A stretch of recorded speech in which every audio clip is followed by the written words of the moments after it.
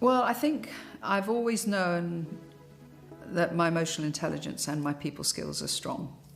When I got into business, I did it accidentally when I was 19. I actually wanted to be a physiotherapist and look after cerebral palsic children, but I failed to get in and I had to get a job and I fell into the IT industry. I've layered my business skills around my personality, I suppose. The last thing I learned, which should have been the first, was financial skills. Really appreciating how the flow of money, cash flow, works. And now when I work with people in our mastermind groups, they have to create a sales forecast and they have to create a cash flow, because it makes you accountable. And also you can see the art of the possible. If you say, well, I know in March I'm going to bring in 3 clients, but what marketing am I going to do in December to achieve those 3 clients? And it's so powerful, because when you work on your own, accountability and discipline is fundamental. And you have to be your own boss. And if you had a sales manager, they would hold you to those numbers.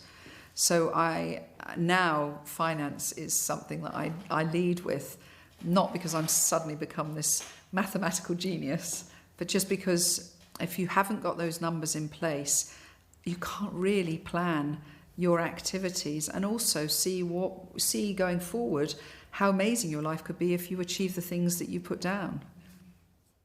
Yesterday I spoke to a startup yesterday who had left a very large company, big brand, and to start her own business. And she said one of the reasons that she started it was because she was being put down a lot by men in the business. And she was working as a PA, an executive PA, and the company she worked for did not respect that role. And she decided she needed to leave because she couldn't live with that culture. So clearly there is an issue around women's confidence often in business because of men. And whilst I don't think I've experienced that directly myself too much, it is definitely something that is very paramount out there.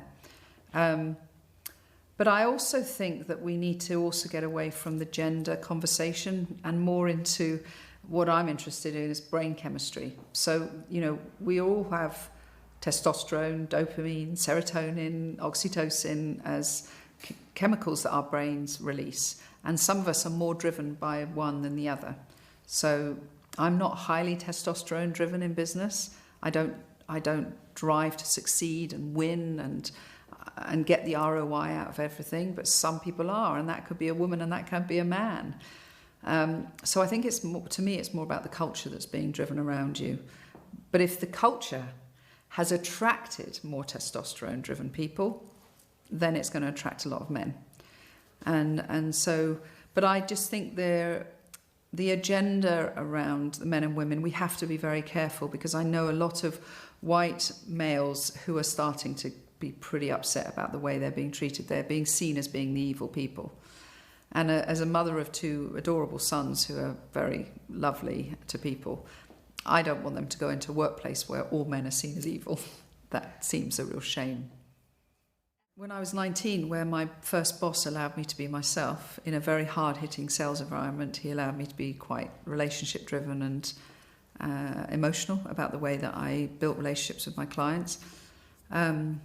Clearly, when I was 33, coming up with the idea of Ecademy, sitting in a Pizza Express one day, was a massive shift in my life, because it did put me on the world stage and it did give me the responsibility of building a business that had a lot of 650,000 people, and we innovated and we grew, and that led to me being awarded my OBE, which was a very beautiful moment of validation at a time when I didn't feel very valuable. So that was very special. So at 33, I started Ecademy. That was important. Age 42, I remember stepping off a plane and I was confronted by a newspaper with my face and my husband's face on the front saying that we were valued at £20 million. And it had been some leak that had gone out to the press by a company who were going to acquire us. But that didn't happen, that acquisition, because of the banking crisis, ultimately. And so that went from being my friends and my family and peers and our members thinking suddenly we were very wealthy people, when the reality was we were far from wealthy. And that was a very defining experience of wanting to deny it, but having the press tell these which were lies. We weren't valued at that. It didn't happen. You're only valued at that really if it happened. So that was hard. That was very hard. The OBE was in 2014, and that was special. And then I think the greatest moment for me in my business career was when I allowed myself to break. And there was a lovely saying by Lao Tzu that says, to be whole, first allow yourself to break. And that doesn't mean sitting in the corner in a straitjacket and shaking. It just allows you to sometimes step back, look at a few of your broken pieces and put them back together again. And that's what I did in November 17. And now that's what's given birth to this very beautiful stage in my life that I'm having now. So the first business that we got investors involved in was during the dot-com boom, and my husband fronted that, and we did very well. We got a lot of investment. So the first time it wasn't. The pain I had around that was the investors want you to do a first round with friends and family. And to be quite honest, I'm not a great fan of that, because I understand that investors want you to get people that know you to believe in you and to take that first risk. But from that point onwards, I didn't have any ownership of my own life, because those people that invested, I felt I was under a microscope. How could I have a holiday, buy my kids presents, do the things I wanted to do whilst I was working extremely hard, when it was their money in the business and they could see that? And I think that there's a study being done by Michael Friedman that says that if you are an investor, if you're a founder with investment, you're 50% more likely to suffer anxiety and depression. So my experience of having investors the first time was easy to get it, but the burden of responsibility was very heavy on me.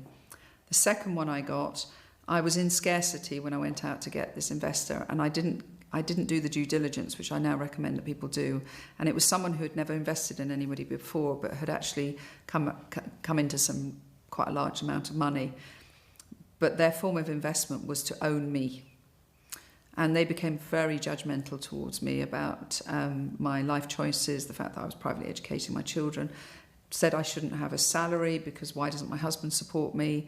And I was a woman saying, well, this is my business and I'm building this business and I'm working hard. And so that was the wrong type of investor. So I haven't had it hard to get investment, but the journey of having an investment for me has been a poor experience.